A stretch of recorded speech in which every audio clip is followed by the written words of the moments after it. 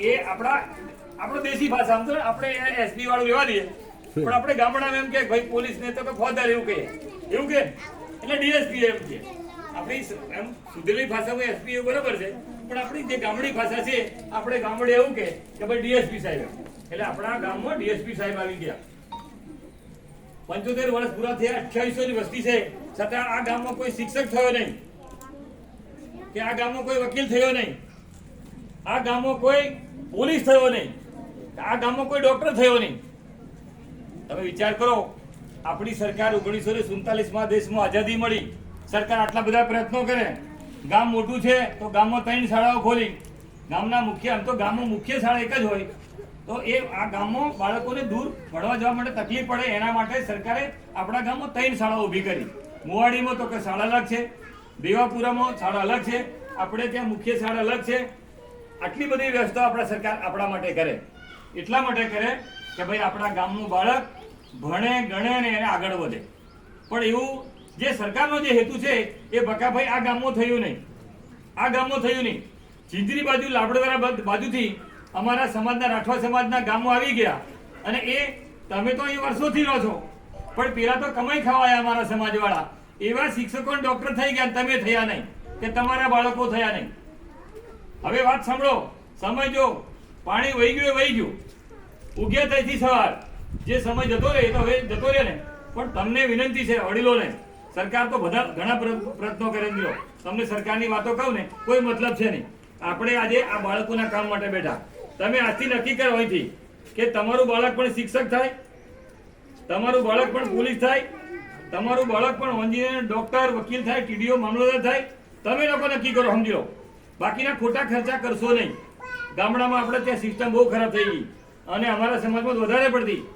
આખી રાત ડીજે, તમને કોઈ ઘોઘામાવાળા ઊંઘે નહીં, આખી રાત ડીજે 20-25 ગામમાં ડીજે વાગતા જાય, દિવસે વાગતા ખોટા ખર્ચા છે.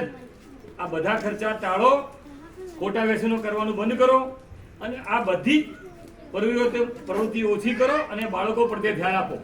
તમારા પરિવારમાંથી કોઈ છોકરો શિક્ષક થઈ જશે અથવા તો કોઈ છોકરો કોઈ સારી સરકારી નોકરી મેળવી લે તો આખો પરિવાર તરેક ના તરે હા કે ના કહો તમે? એવું બને કે નહીં? હા, આ તો આપણે શું કરીએ બગા ભાઈ, સવારમાં ઉઠ્યા ઘોઘામાં 4-5 છોટા માર લેવાના. કોઈ રિક્ષા ચલાવે, કોઈ ગાડી ચલાવે, કોઈ ડ્રાઈવર ચલાવે, એવું એ પણ બરોબર છે. તમને કહું, ઘણી વખતે પેપરોમાં કિસ્સા આવે, ટીવીઓમાં કિસ્સા આવે કે ભાઈ રિક્ષા ડ્રાઈવરનો છોકરો કલેક્ટર થયો, એવું આવે છે કે નહીં? ટીવીમાં આવે છે, એ બી જરૂરી છે, ધંધો તો દરેકે કરવો જોઈએ. એવા પણ કિસ્સા પેપરમાં આવે છે કે રિક્ષા ચાલક હોય ને, રિક્ષા ચલાવવાળો પણ એનો દીકરો કલેક્ટર બને છે. સામાન્ય આપણો જેવો ગરીબ ખેડૂતનો દીકરો અથવા દીકરી પણ કલેક્ટર બને છે, ડીએસપી બને છે. તો આપણે કેમ નહીં કરીએ? આપણે પણ કરવું જોઈએ કે ના કરવું જોઈએ? આપણા ઘોઘામાની તમને વાત કરું, અહીંયા જો સાઉથનો કોઈ છે શિક્ષક, વલસાડ વાપી બાજુનો, ઘોઘામામાં જે શિક્ષકો જે છે ને, ઘોઘામામાં જે શિક્ષકોની સંખ્યા છે ને એમાંથી લગભગ 50% શિક્ષકો સુરત, વલસાડ, વાપી ને ડાંગ આહવા બાજુના છે. બરોબર છે? આપણે તેનો કોઈ ભૂતકાળમાં એમ બિલકુલ કમ શિક્ષકો હશે. 50% શિક્ષકો ત્યાંથી આવે છે એમ. અને ત્યાંથી મૂળ આવવાનું કારણ એ છે કે આપણે ત્યાં છોકરું નાનું બાળક મોટું થાય ને, 7મા 8મા ધોરણથી ભણવાનું શરૂ કરીએ ને તો આપણે એ બાળકના હાથમાં આવો મોબાઈલ આપી દઈએ. સ્કૂલમાં જાય ના જાય, એ બાળક આખો દિવસ ઘરે આવી લેસન કરે નહીં કરે, આપણે એને કાળજી લઈએ નહીં. આપણું બાળક મોબાઈલમાં ગેમ રમી અને બીજા ઇતર પ્રવૃત્તિઓ કરીને સમય પસાર કરે. ત્યાં દક્ષિણ ગુજરાતમાં તમને કહું, જે નોકરીઓ કરવા આવે છે એ બધા ટ્રાઇબલ છે, મારા જેવા આદિવાસી લોકો છે. સામાન્ય પરિવારમાંથી જે લોકો આવે છે પણ એમની દીકરીઓના હાથમાં મોબાઈલ નથી હોતો, એમના હાથમાં ચોપડી હોય. એટલે ગમે એવી પરીક્ષા લેવાય ને તો એવા પહેલા પાસ થઈ જાય. અહીંયા તો આપણા ઘોઘામાની વાત કરું, મુખ્ય સેવિકાની 2-4 વર્ષ પહેલા ભરતી થઈ તો મુખ્ય સેવિકા 6 બહેનો આવી, તો 6 બહેનોમાંથી 4 બહેનો તો સાઉથની આવી. આપણે તેનું કોઈ આવ્યું નહીં, આપણે તેનું બકાભાઈ કોઈ આવ્યું નહીં. એટલે મારો કહેવાનો મતલબ એ છે કે હવે આપણે પણ આ વસ્તુ કરવી પડશે. જમીનો દિવસે દિવસે ટૂંકી થવા માંડી, આપણે વેચવા માંડ્યા, ભાવ ઊંચા મળવા માંડ્યા કે વેગાના 10 લાખ, 15 લાખ, 25 લાખ, એટલે આપણે પૈસા જોઈ ગયા એટલે આપણે જમીનો વેચવા માંડ્યા અને અમારા જેવા બકા ભાઈ રાખવા માંડ્યા. બરાબર? એવું થવા માંડ્યું કે નહીં? આ સાચી વાત તમને કહું, સમજી લો. મને તો એક મારી ખાસિયત છે, તમને કહું, જે સાચી વસ્તુ કહેવા હું નિપુણ સમજી લઉં. એટલે આપણને એમ થાય કે ભાઈ અરે એક વેગાના આ ખેતીમાં તો કંઈ પાકતું નહીં, ભૂંડો વિચારે, ખાતર મોંઘું, બિયારણ મોંઘું, દવા મોંઘી, એટલે આપણે આ વસ્તુ નહીં કરીએ. આપણે શું વેગાના 10 લાખ રૂપિયા આપે છે, ચાલો જમીન આપી દઈએ. પણ જમીન આપી દઈશું અને ધંધો નોકરી નહીં કરીએ તો પછી આપણે બીજું કરીએ શું ભાઈ? આ વિચારવું પડે કે નહીં? આપણું તો ભવિષ્ય પતી ગયું, 50% જિંદગી આપણે જતી રહી, પણ આપણું જે પાછલું ભવિષ્ય છે, આપણું જે બાળકોની પેઢી, પાછલી પેઢી છે, એના માટે એની ચિંતા કરવી જોઈએ કે નહીં કરવી જોઈએ?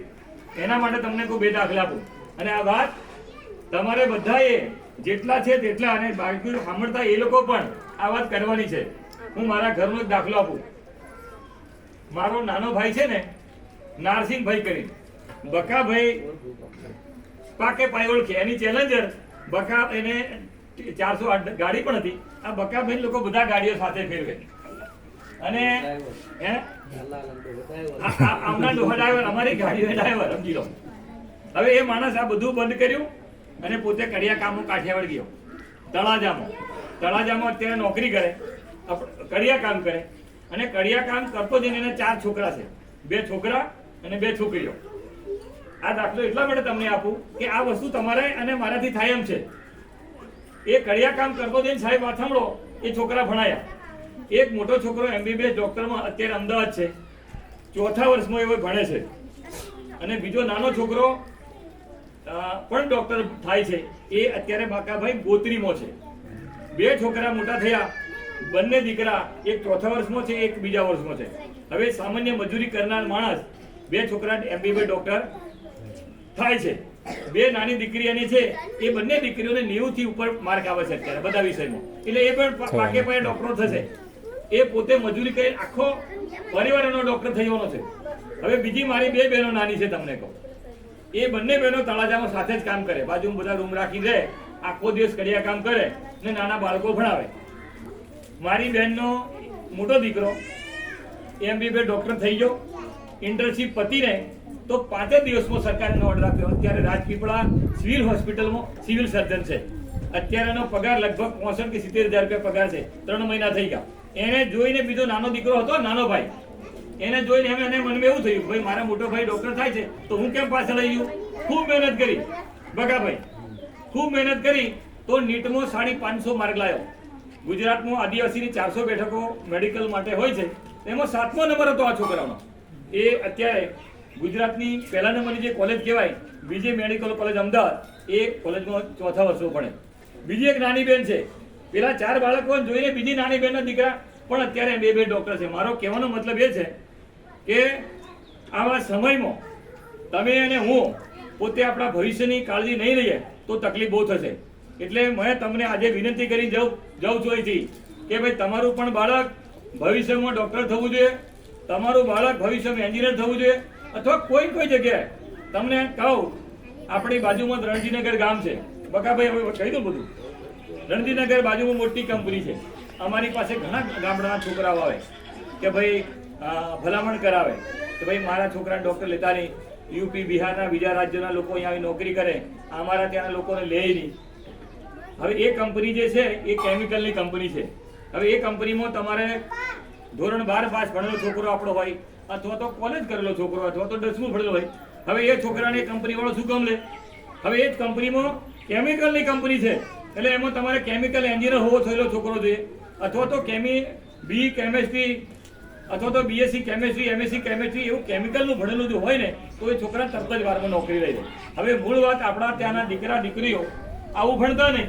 આપણે ત્યાં ગુજરાતી, હિન્દી, સંસ્કૃત જેવા વિષયો ભણીને મોટા ફેરા માણીને આપણે ગ્રેજ્યુએટ થઈ જઈએ અને પછી સરકારી નોકરી શોધવા નીકળીએ બકાભાઈ, એમ નોકરી મળતી નથી. સરકારે તમને કહો, હવે સરકારે આપણા માટે શું કર્યું એની પર તમને કહી દઉં 2 વાત, પછી મારી વાત પૂરી કરું.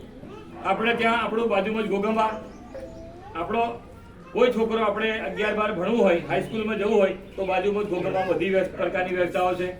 11-12 ધોરણની સાયન્સની વ્યવસ્થા નથી, તો મોદી સાહેબ જ્યારે ગુજરાતના મુખ્યમંત્રી હતા ત્યારે તમામ તાલુકામાં 11-12 ધોરણની સાયન્સ સ્કૂલો ચાલુ કરી. આજે એને પણ આપણા ત્યાં બાળકો ભણે છે. આપણી બાજુમાં નાલંદા વિદ્યાલય, એ પણ 11-12 ધોરણની સાયન્સ ચાલુ કર્યું. આપણે ત્યાં સરકારી મોડેલ સ્કૂલ ધરેશ્વરમાં, એ પણ આપણે સાયન્સ સ્કૂલ ચાલે છે અત્યારે. એટલે કોઈ પણ આ તાલુકાના કોઈ પણ બાળકને મેડિકલમાં જવું હોય, એન્જિનિયર થવું હોય અથવા તો કોઈ ટેકનિકલ વિષય પર ભણવું છે તો એના માટે ભૂતકાળમાં વ્યવસ્થા નથી. આજે તો સરકારે ખૂબ સુંદર વ્યવસ્થા ઊભી કરી. કઈ જગ્યાએ? તો કે આપણે ત્યાં આપણા જ ગામમાં બગા ભાઈ ખરખડી લાગે ITI જગાના મોડ અને ખરખડીની ટચ ITI છે. 400-500 બાળકો આપણા અહીંયા પણ ITI થાય. ITI થયેલો અથવા પોલિટેકનિક કોઈને કરવું છે તો હાલોલમાં દાદાએ પોલિટેકનિકલ એન્જિનિયરિંગ કોલેજ ચાલુ કરી છે. ગોધરામાં આપણે મેડિકલ કોલેજ સરકારે ચાલુ કરી. કોઈ દીકરા દીકરીને ડોક્ટર થવું હોય તો એ ગોધરા પણ આપણા માટે વ્યવસ્થા કરી. આ અનેક પ્રકારની વ્યવસ્થા આપણી સરકારે આપણા બાળકો માટે ઊભી કરે અને આપણું બાળક છેવટે કસમ મેળ પડે નહીં તો જવાબદારી કોની થાય? વાલીઓની જવાબદારી થાય. સાહેબ તો તમને કહું 10:30 થી 5 વાગ્યા સુધી એમને જે એમના ફરજમાં જે આવતી બધી પ્રવૃત્તિઓ કરી અને સાંજે બકાભાઈ ઘરે જાય. ઘરે જ્યાં પછી આપણું બાળક કઈ દિશામાં લઈ ગયું ને કઈ દિશામાં લઈ જવું છે એ તમામ વાલીઓની જવાબદારી રહે છે. એટલે આજે આશા રાખું આ તબક્કે કે તમે પણ તમારા બાળકો પ્રત્યે ધ્યાન આપે. ભવિષ્યમાં તમારા ગામનો કોઈ છોકરો ડોક્ટર થાય, એન્જિનિયર થાય, વકીલ થાય અને ખૂબ સારો હોશિયાર બાળક હોય તો IPS IAS અધિકારી થાય એવી શુભકામના પાઠવી મારી વાત પૂરી કરું. ભારત માતા કી જય.